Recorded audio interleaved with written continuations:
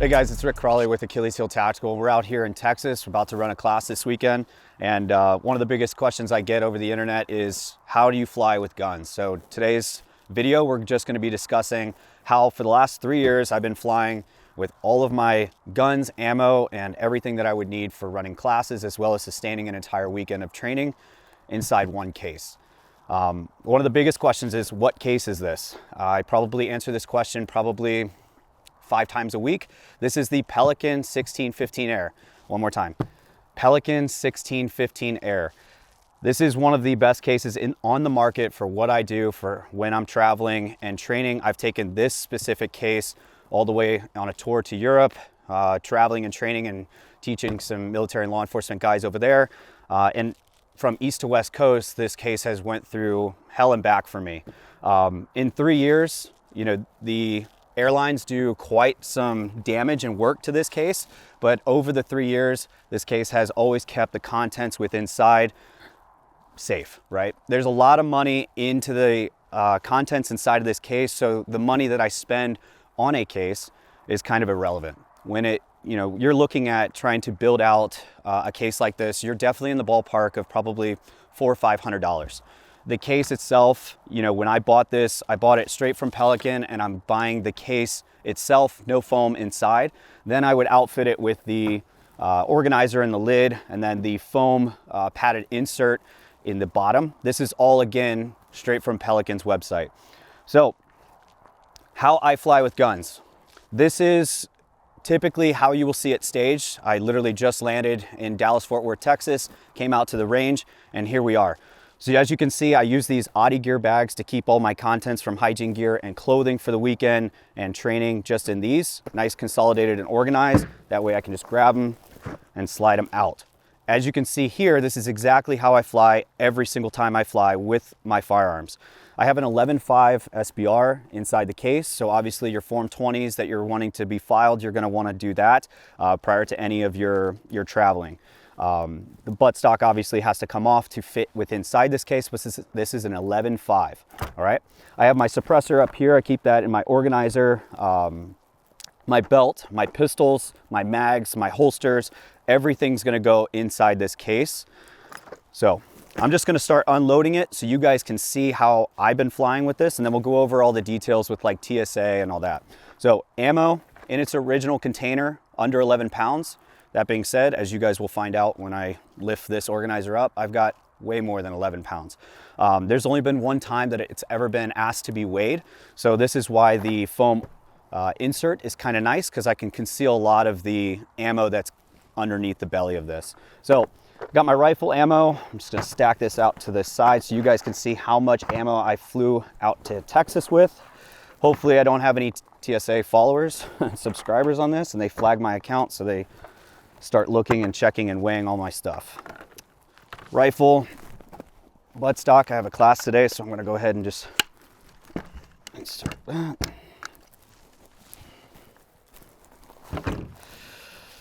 Holster. These DACA pouches from Magpul are phenomenal for keeping your guns safe, optics safe, and not from clunking around and falling all over the place. Obviously, when you're traveling with firearms, your guns need to be empty, but you can have the mags inserted in them. The DACA Magpul pouches are phenomenal for organization and keeping your gun safe there. Pistol with the Glock, I just keep it right in the holster. Safariland keeps it nice and safe and locked in, obviously with that retention. And then down here, I have more Audi gear organization with like my mags and stuff like that. So all these mags are empty. Do not travel with loaded mags. I've heard guys getting away with this. I've been called back through security multiple times. Hey man,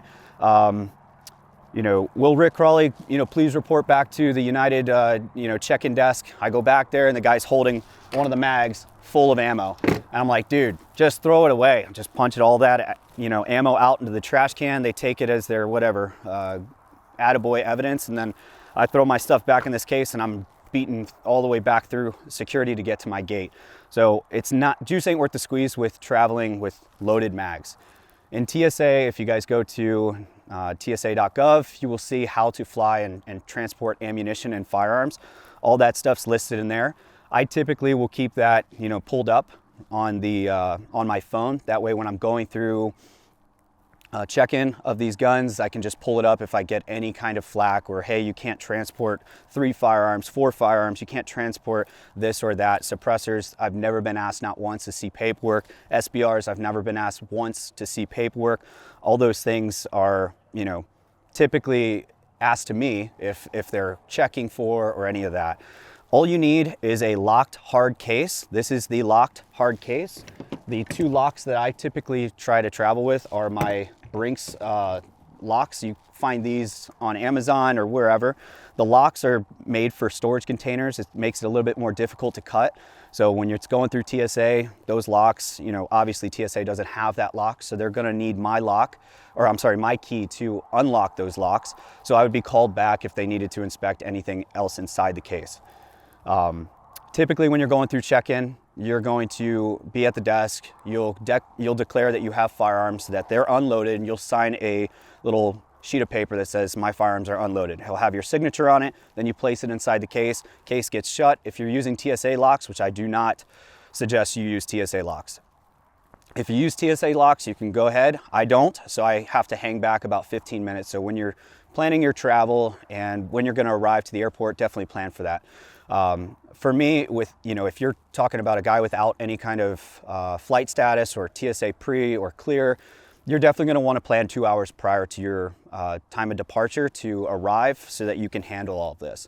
So make sure that you do that. You'll sign that declaration, you'll put it inside the case, you'll shut the case, you'll put those 2 locks on, and then you'll wait 15 minutes. If TSA needs to get inside your case for any reason, sometimes they'll, different airports do different things. I've had, airports swab it for explosive residue. I've had them pull out, my guns. Before I flew with the 1615 Air, I used to fly with a 1700 Pelican, which was just a basic rifle case. Rifles, 2 pistols, ammo shoved underneath the foam, and they have to swipe this for gun residue or explosive residue. When they're doing that, they have this little technique where they'll flip over your rifle case. Well, I had a staccato immediately, my staccato XC dropped and it just hit the ground, and I literally got so pissed off at the TSA agent. So to prevent that, this right here, this little, obviously heavily used foam insert from Pelican, again, this is the size for the 1615 Air. It's nice to just be able to lift this out. That way, if they needed to swab the bottom of the case, they could do that. But the 1615 Air foam insert that I have here would have all of the guns, mags, and everything, all my clothing, everything in here. So it's like a big tray. They take it out, they put it down, and then they can swab the bottom of the actual case. All right, so when I go through TSA and they want to do some kind of inspection, they're going to grab this, lift it out, and as you see, all the contents are within inside, but they're not going to spill out and fall over. On the bottom of this case, obviously you see where I'm concealing all my ammunition. I just do this to keep it out of sight and out of question of the actual clerk at United or American's check-in. So when they're saying, hey, do you have any ammunition? I say yes, under 11 pounds in its original container, and I hold up one of my 223 rounds boxes. So those 223 round boxes weigh way less than those hot munitions 147 grade 9mm. So this is typically what I allow them to see without taking all the contents in this entire tray out. But it really makes it nice so that when TSA does or needs to do their explosive swab, and even if they see this, they're not gonna be like, huh, that looks like over 11 pounds and let's go weigh it. They're not gonna take you back through to go weigh all this stuff, make you pay an overweight baggage fee or any of that. If it does, sue me, I don't know. When we are looking at this tray, obviously this is the Pelican 1615 Air foam insert. It comes with a ton of dividers. I've since taken all those dividers out just so that I can throw everything in this tray and make sure that it all fits. The tray goes right back in and you just push it down and it seats so that you can then shut the case and lock it. Now, up here in the organizer, I have from part-timers to rifle mags to, a knife, man cards, and then from my suppressor and all that. As far as paperwork goes, with your Form 4s, Form 20s, you could have those shoved in a folder underneath your phone case. You could have that on your carry-on. You could also have that saved on your phone, whatever you feel you want to do. This is probably the smartest thing that I could leave you guys with is, for Christmas coming up, you guys should just put, hey, stocking stuffer, give me a box of 4 Apple tags. These Apple tags are very inexpensive and they are lifesavers. You know, United, American, all the major airlines, they have within their apps, you know, here's where your bags are. That being said, the amount of times that that's been wrong and this has been right is a lot, right? So anytime that this bag is checked through security, there's quite a delay within, you know, when it and where it's at. So every time I get to, you know, if I go to Chicago O'Hare Airport, I'm looking as soon as I land within my layover, you know, where my bags are. This right here is just titled guns, and it tells me exactly where that is. And it's nice to just have that in there so I know always where my stuff's at and also where it's going, because there's been plenty of times where I'm heading to Texas and my guns are now heading to Arizona. I get this rerouted notification that my guns are going to be arriving later. Not a huge deal. They've never had them lose my stuff, knock on wood, wherever the hell it's at.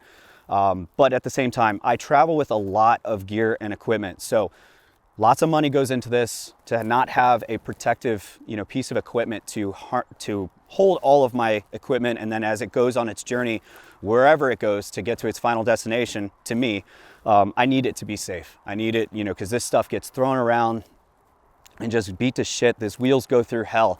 So you can go ahead and cheap out and go to a, you know, some Plano case or whatever brand that you feel is equivalent. But in my opinion, Pelican's the only case that has actually withstood the test of time, as well as the amount of travel and the frequency in which I go.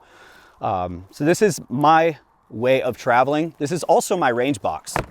Anytime that I'm traveling to the range, even locally in Ohio, if I'm heading to Aero Concepts Training Center, I am just throwing this box in the truck and I'm going, right? It's so easy to just get to the range, pull out one box, lay it on the range table, open it up, and I've got all my kit and gear to go to work with. With the locks, you only need a locked hard case. So there's plenty of times where they've, you know, talked about, well, this isn't a gun case, this is a luggage case.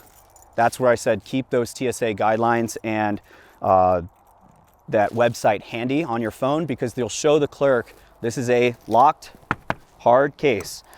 I understand that there's more than just the two locks on some cases, but you only need to be able to not fit your hand inside this case with the locks on it.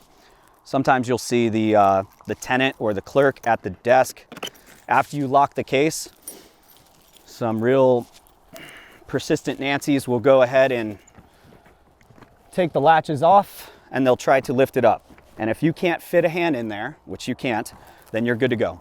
You make sure that these are all latched back. I've been through some airports where TSA will take your case in the back. They won't allow you into the back room. And I ask every single time to see my case and that it's locked and these latches are actually down. There's been some times where a TSA agent has left it like this, and eventually, as it goes through its journey, it's gonna get knocked right off. So I've had some latches get broken on these, and that was not from my doing. I make sure that all of these, I just hit them real quick with a touch, make sure that they're latched.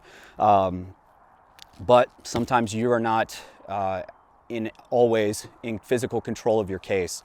And that is just one of those things that I have to take into account as I travel and where I travel to. All right, so now when you get to your final destination, this should come straight to the office of American or United. They typically put a return to BSO tag on it, and that should tell the guys that are just throwing your case off the plane and onto a turn belt where it needs to go. Unfortunately, when you're flying with a case that doesn't, I mean, this screams gun, yet all the time, and when I flew into Dallas, Fort Worth, regardless of whether the clerk in Cleveland, Ohio says, well, this will not come out on the belt, this is going to be sent straight to the office at American or United, most of the time, because it is a, you know, square typical case, they are going to put it right on the belt. So when you're getting to your baggage claim, make sure that you're keeping an eye out on the belt and then also an eye out in the office. I typically stage myself somewhere where I can see the, you know, the United office as well as the belt that I'm supposed to be retrieving my gear at. If you guys are flying with, you know, guns and ammo, obviously this case is going to weigh quite a bit. So when I fly, I have, you know, status with a couple airlines. This is going to weigh about 70 pounds the way you see it. I think when I left Cleveland, it was at 69.5. All right, and that 69.5 also includes the weight of the lock. So if you're cutting it close, don't put it on the weight, especially if you got one of those, pestering Nancy's behind the clerk desk at the airline office. Take the locks off, then put it on the scale. And then after they weigh it and they take that into account, you shut it, you put your declaration that all the firearms are clear and empty. You put that in there. When you put that back on, you put the locks on, then kind of all the damage is done. If you go over because of the locks, they're kind of a necessary evil anyway. May work, may not. But if you guys are cutting it close, because I have, with the status airlines that I have, I can fly with overweight bags, but you could always just separate your ammo into 2 cases. Some of the questions that I get is, if I'm flying with a family member, can I put ammo in one case or ammo in another case? You absolutely can. I sometimes with my wife, when we're traveling to Montana, we're gonna go do some hunting or we're gonna do some long range stuff. I fly with 11 pounds, she flies with 11 pounds, and we're good to go. So it's, each passenger, even when I fly with a team, Paul's got 11 pounds or I've got 11 pounds or most likely like 22, but at the same time, we're flying with as much ammo as we can conceal through. So let's talk about if your bag does actually go to the office and it's got that return to BSO tag. So that just reminds them that, hey, when this gets off the plane, I'm gonna take it straight to the United office, and then you're gonna have to show an ID to retrieve your bag. So if you see the guy wearing the orange vest and he's just wheeling your case out, don't try to stop him, don't try to fight him for your case. Just wait, just let it go to the office and then show the ID or show your baggage claim tag that you get at the clerk's desk when you check in. And that is going to give you then access to your case. Again, all this is wishful thinking. Probably 90% of the time this ends up coming right out on the belt. This is why I throw as many freaking stickers, because there's no case out there like this with the amount of stickers that are going to reasonably identify my case. To each his own on that. Some guys are like, man, you scream gun. Well, I really don't care. I'm here in America. This is a gun-friendly, I come from a gun-friendly state. I travel with all my freedom with me, and this is kind of the display that I like to put on. For you guys, you do what you want. All right, guys, so I hope this video has helped you guys when you're trying to plan your trips with firearms. This is just the way I travel. There's 1,000 different other ways you could plan to travel, but hopefully this has answered a lot of your questions with no matter what case you decide to go with and where you decide to go with firearms.